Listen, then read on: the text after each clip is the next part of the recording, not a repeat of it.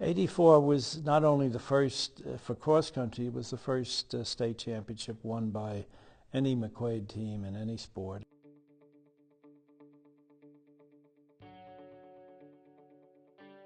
It always was cross country first.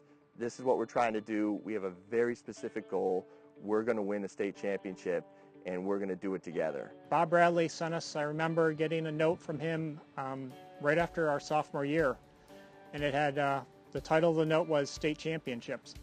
He sent it to us as sophomores, and he knew at that point that that was our goal for senior year. We had finished fourth in the states the year before, and we had basically we had a whole team back. I think some of the key points of winning the meets were our grouping. I think Bob Bradley said, we had one of the strongest, tightest groupings of any of his teams. I remember an invitational, I think was over at New Hartford, and as they came around at the mile mark, I was standing there watching, and all of a sudden, one of them behind me blurted out, "Holy shit, look at McQuaid."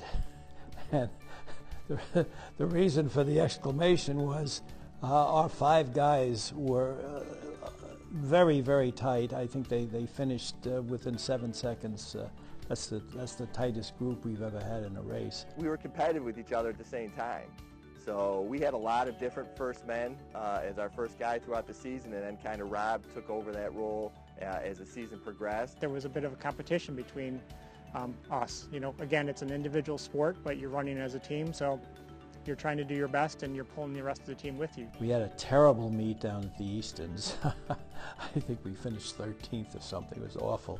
And the team, they were beside themselves. After that meet, we sort of rededicated ourselves. We had a long conversation, and we doubled down on our practices, focused on what we were trying to do. Brighton rivalry was always unique for me because I could hit a 9-iron from my front yard into the parking lot of Brighton High School. They were very good, and I think at one time Brighton was ranked number 1, McQuaid 2, and then it was McQuaid 1, Brighton 2, and then when we had that bad race in New York, I think we dropped down to maybe 4th or 5th, and then Brighton was number 1. We ran against them in the Newark meet, beat them by 11 points. We ran against them in McQuaid Invitational, beat by 9 points, and then ran them again in sectionals and beat them by 7 points. It's very possible that they were the second best team in the state.